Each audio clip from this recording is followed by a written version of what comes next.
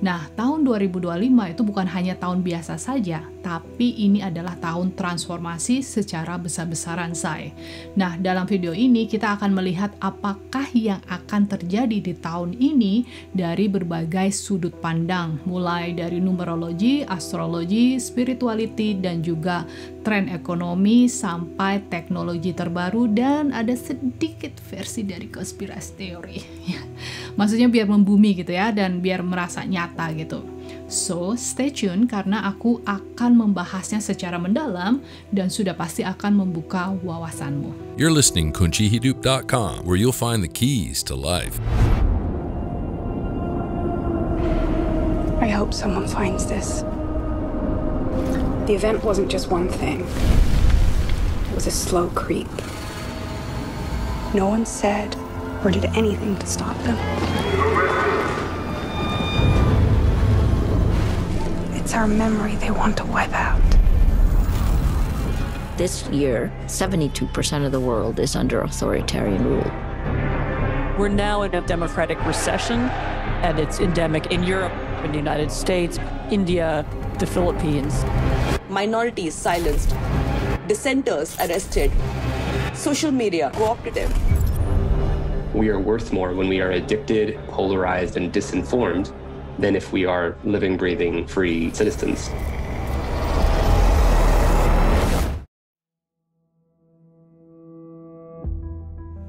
Secara numerologi, tahun 2025 itu membawa energi angka 9. Nah, artinya apa?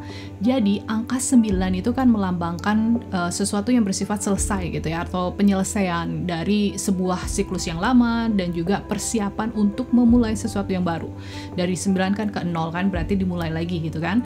Jadi, ini adalah waktu untuk melepaskan apa yang sudah tidak lagi relevan seperti pola pikir lama, sistem sosial yang kaku atau yang membebani gitu kan. Bahkan mungkin hubungan yang tidak lagi mendukung pertumbuhanmu, saya alias gitu-gitu aja ya. Mungkin silahkan untuk dipertimbangkan kembali. Bagi banyak orang, ini adalah sebuah momen refleksi yang sangat mendalam untuk memahami apa sih yang benar-benar diinginkan atau sesuatu yang benar-benar penting, dan kemudian dia akan mempersiapkan diri untuk babak baru yang lebih baik, yang lebih autentik. Pluto masuk ke Aquarius itu kan dimulai dari bulan Maret 2023 sampai ke 2044. Nah, transit ini menandai perubahan besar dalam cara kita menjalani hidup.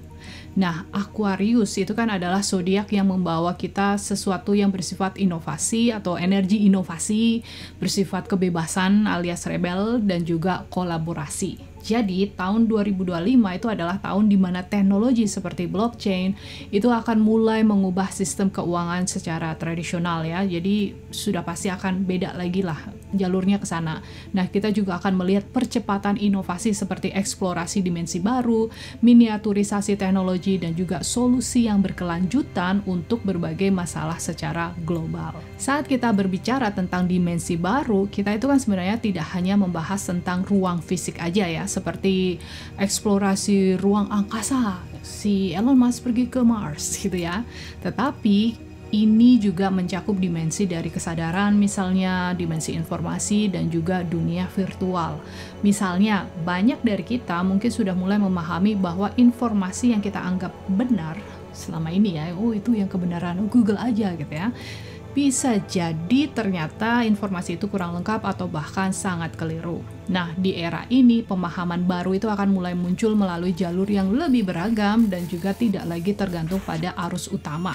Jadi informasi itu bisa datang dari mana saja ya, terutama orang-orang yang memang very intensively put attention and resource toward the truth ya, alias ada beberapa orang yang memang meluangkan waktunya dan juga uang gitu ya, karena informasi kebenaran itu biasanya nggak gratis saya. Yang gratis itu biasanya arahnya yang yang selaras dengan apa yang diinginkan oleh pihak-pihak yang berkepentingan. Nah, jadi kalau yang benar-benar itu biasanya disembunyikan, ya kan? Manifestation, mindset masterclass, waktumu sudah tiba. Bermimpi, wujudkan, jadilah hebat dan utuh.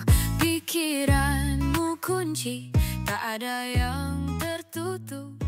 Aku yakin teman-teman sudah sering sekali mendengar yang namanya energy healing atau bioelektrisitas, atau mungkin konsep seperti keterhubungan secara kuantum alias quantum entanglement, dan mungkin teman-teman masih merasa bingung atau mungkin arahnya masih ke mistik kayak gitu ya. Nah, sekarang di era baru dan teknologi ini akhirnya dia itu memungkinkan kita untuk mengukur dan juga memahami fenomena ini secara ilmiah. Misalnya kemampuan untuk memahami energi di dalam tubuh kita seperti Kundalini activation ataupun bioelectricity atau bahkan quantum entanglement itu tidak lagi akan dianggap mistis atau terkait seperti pasti menggunakan yang namanya dark entity atau itu kesurupan. Science has contributed to our understanding of the effects of meditation on the brain and body. Jadi, jangan kaget kalau mungkin kedepannya banyak hal yang dulu terdengarnya mistis atau sulit dijelaskan sekarang jadi bagian dari sains modern. Apa yang dulu dianggap ajaib atau wow gitu ya, nah sekarang mungkin akan terlihat sebagai bagian dari hukum alam yang lebih besar dan dianggap sebagai sesuatu yang biasa aja gitu ya. Kalau kita belajar, kalau kita ngerti landasannya, ngerti aturannya bagaimana, itu kayak listrik sebenarnya. Kalau aku belajar ya, menurutku yang sudah mendalami hal ini, kayak kita belajar solder itu loh, nyolderin perangkat elektronik gitu loh. Cuma perangkat elektroniknya adalah di tubuh kita dan kita itu teknologi kan. Masuknya ke sana, masuknya sebenarnya ke teknologi, bukan klinik, bukan mistik, bukan sesuatu harus menggunakan faktor dari luar diri kita gitu ya. Enggak ya, semuanya kita sendiri yang melakukannya. Just some good clean fun. Oh yeah. It's a big rush, but you come out the other side without a heart attack. I want to kill my boss.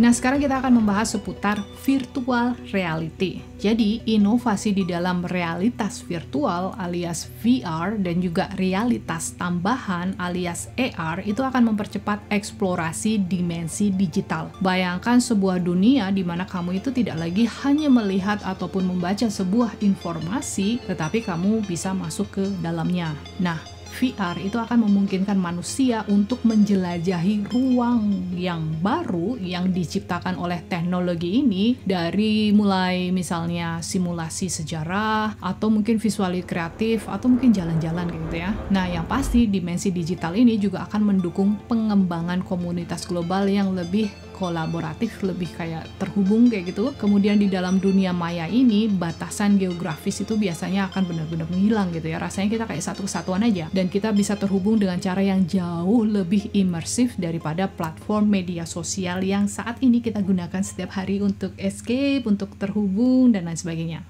Supergirl?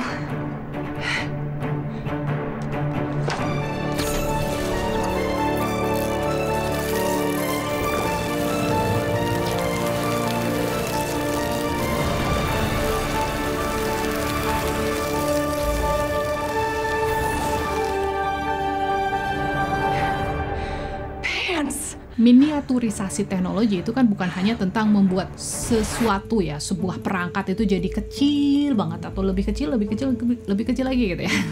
Tetapi juga tentang membuatnya, alat itu menjadi lebih cerdas, lebih efisien dan juga multifungsi. Please welcome my partner in science and in life, Dr. Will Castor.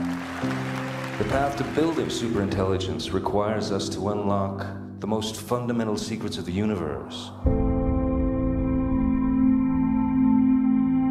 Imagine a machine with a full range of human emotion.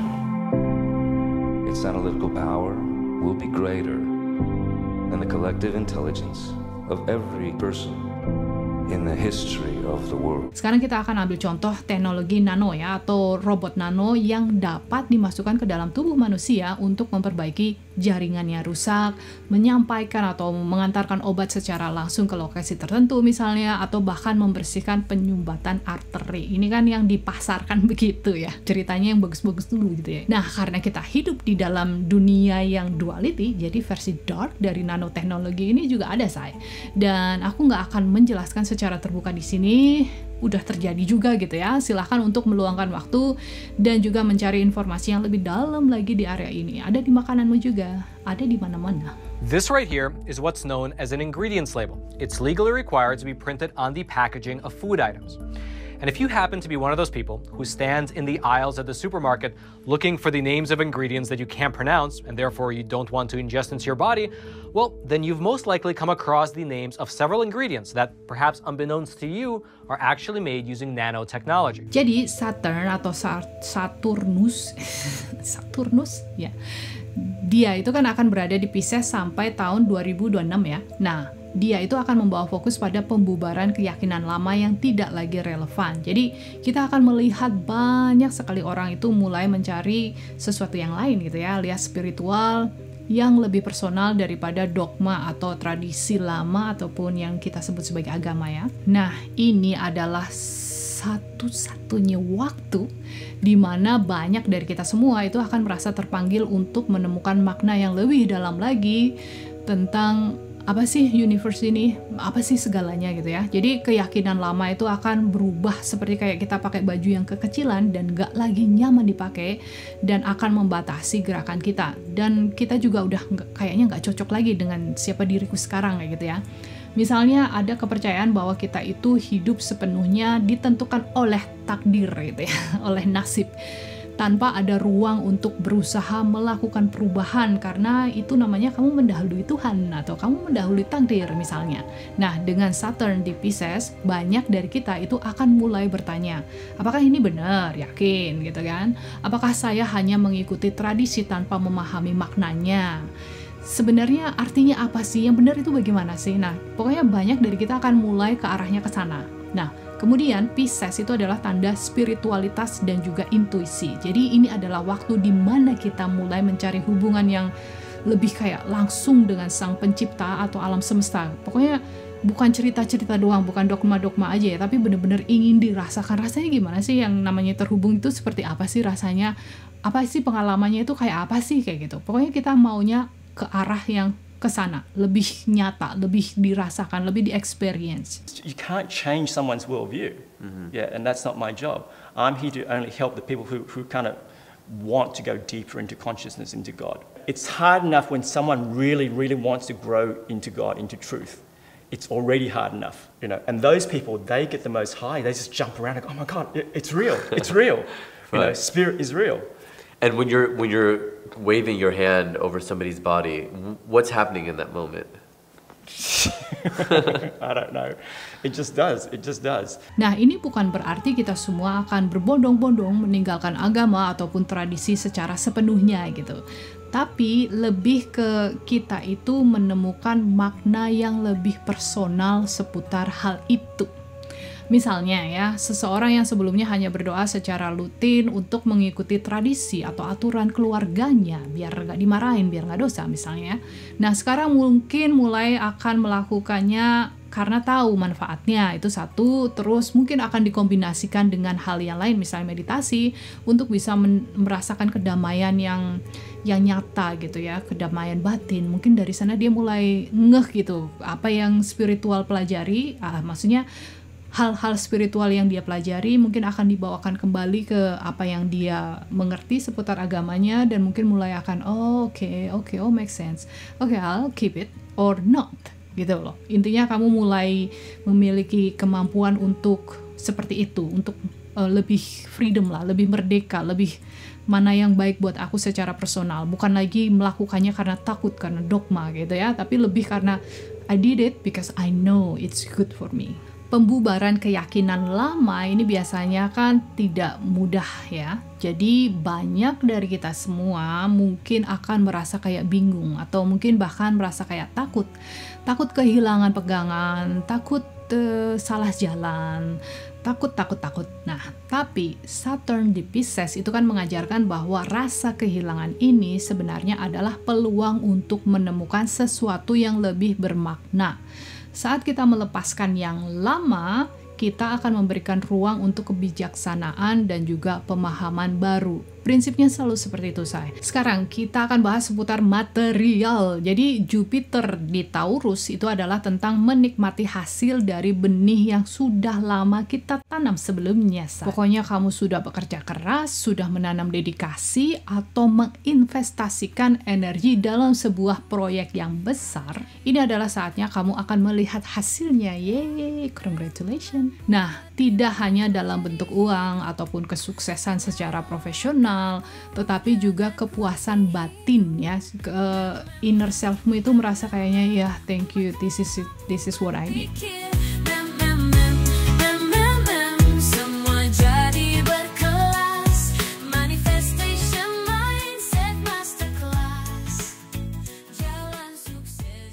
Next, kita akan membahas keseimbangan dalam material dan juga spiritual. Jadi Taurus itu kan adalah tanda zodiak yang berkaitan dengan kenyamanan fisik, kestabilan, dan juga nilai-nilai material. Pokoknya sesuatu yang bersifat material gitu ya. Tapi ketika digabungkan dengan Jupiter, energi ini akan membawa pesan yang lebih mendalam. Jadi kelimpahannya itu bersifat yang sejati yang datang ketika kita bisa menyelaraskan keinginan material dengan kebijaksanaan spiritual. Ini juga adalah waktu yang sangat luar biasa untuk menciptakan sebuah hubungan yang sehat dengan keuangan.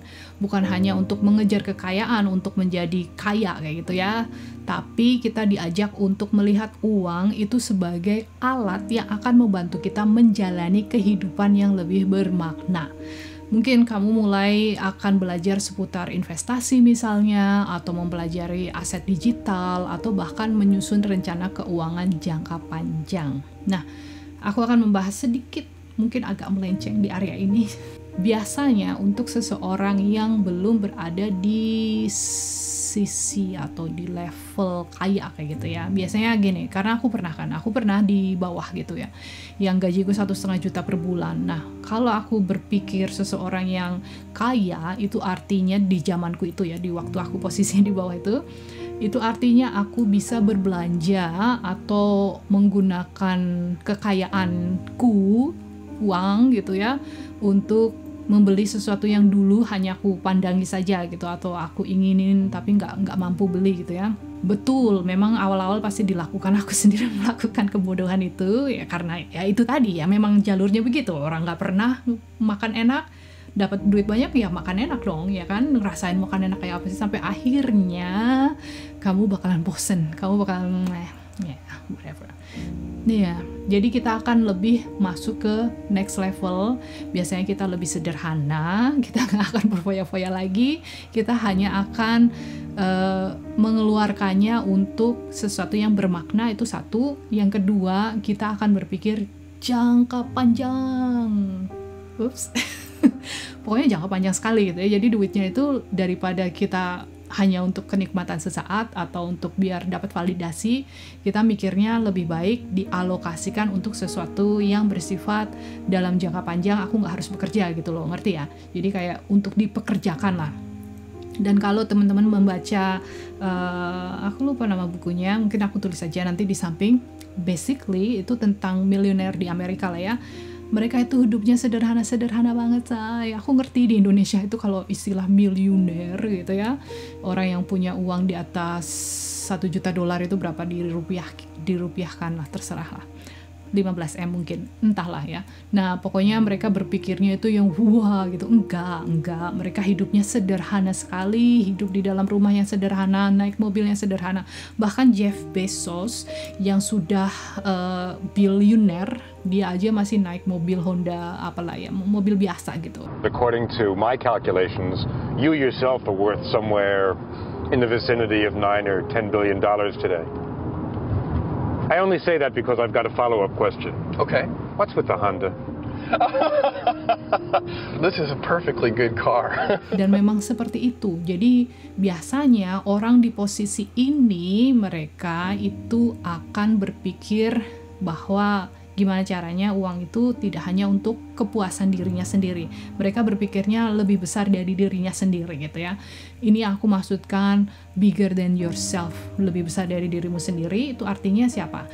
Mama, papa misalnya, keluarga, saudara, adik-adik, sampai ke satu kampung, satu Jadi uangnya gimana caranya bisa untuk digunakan mensejahterakan orang-orang yang di sekitarmu ya, dari satu keluarga intimu sampai keluarga besar sampai mungkin satu area gitu. Bahasa bagusnya itu menciptakan dunia yang menjadi lebih baik lagi, karena Taurus itu juga mengajarkan kita untuk menikmati hal-hal yang sederhana seperti rasa bersyukur kalau kita itu bisa makan bareng sama keluarga gitu ya, alias makannya itu nggak sambil lihat HP saya. Karena aku lihat kebanyakan orang makan itu walaupun di restorannya mewah itu ya semuanya pada di HP sambil begini gitu. What is the point? Why you have family? You know, like kenapa kamu punya keluarga kalau kamu abaikan orang-orang tersebut, apalagi di saat-saat yang sangat spesial? Karena gini, ini agak melenceng lagi dari pembahasan kita. Yang pasti gini, kadang kita berpikir sesuatu yang intim itu adalah sesuatu yang terjadi ketika kita lagi berhubungan sama suami istri gitu ya misalnya ya. Padahal tahu nggak? Sesuatu yang sangat intim itu adalah makan. Makan itu intim sekali saya, lebih dari sekedar hubungan suami istri. Karena gini, karena ketika kamu makan, kamu itu akan menjadi satu sama makanan yang kamu makan kan. Jadi bayangin, kalau suami istri kan cuma beberapa menit aja gitu kan, and that's it, you become one and that's it, selesai.